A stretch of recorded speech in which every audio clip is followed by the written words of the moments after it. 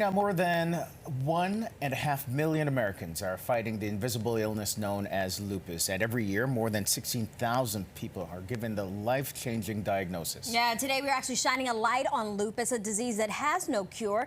And joining us today is Harlem's very own lupus warrior, Verkia Coleman, and her doctor, who's very familiar to the show, Dr. Dina. Thank you both for being here. Sure, thank you for having us. All right, so Dr. Dina, let's start with you. Can you explain what lupus is? So lupus is a chronic condition, which means it lasts for usually the duration of one's lifetime, where your body actually attacks healthy organs and tissues. Lupus can actually affect every organ system of the body if it's not treated. And it's very interesting because it can take years for people to get diagnosed. Usually those initial symptoms of some joint pains and muscle aches, even some fevers and just generalized fatigue go unnoticed as being something else until it gets worse, and then finally it's picked up by a physician when a patient gets evaluated. Wow. Yeah, Dr. Dina mentioned some of the symptoms right there. Verkia, like, what are some of the symptoms that you experience, and how did they impact your life?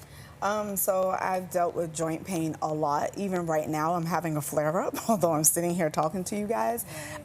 It's actually impacted my heart, my lungs. I've had inflammation around it. So as you can hear, like, my voice sounds scratchy, but it's because I've had different things happening with my lungs. So, you know, breathing is hard. I actually had a miscarriage, and that's how I was diagnosed. Wow. And so I was having lots of headaches and fatigue, and my neurologist was like, I think you need to go get this particular test, and that's how they figured it out. And we see you're wearing purple in honor of lupus awareness. Dr. Dina, are there certain demographics of people that are more prone to having lupus that they've seen so far? Yes, so women are at higher risk for having lupus.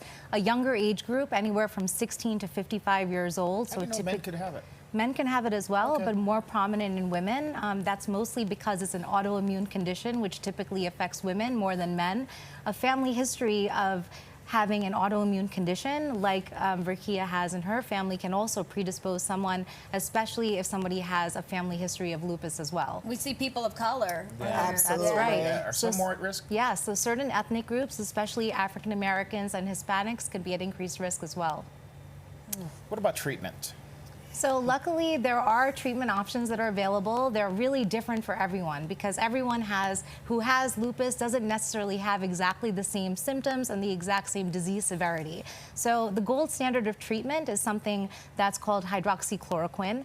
Usually we'll treat patients on this specific medication, and we'll monitor for flare-ups and treat that with things like NSAIDs and steroids, which can help decrease the inflammation associated with lupus. And then there's other medications that can work targeting the immune system as well. So the hope is that we're able to decrease the flares that people are able to experience, help decrease disease severity to help people have a better quality of life. Verkia, I want to touch on something you mentioned, having a flare-up. Can you describe what that is, and are there certain triggers that happen?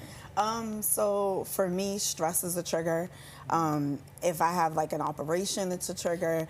So those are things that usually trigger me. But a flare-up for me feels like muscle ache and joint pain a lot. Sometimes headaches, sometimes GI issues. So those are things that I experience when I have flare-ups.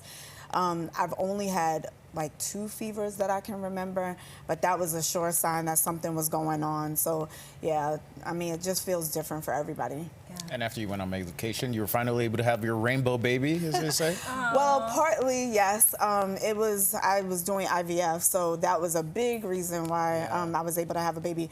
But figuring out the right medications while pregnant was super important, so yeah.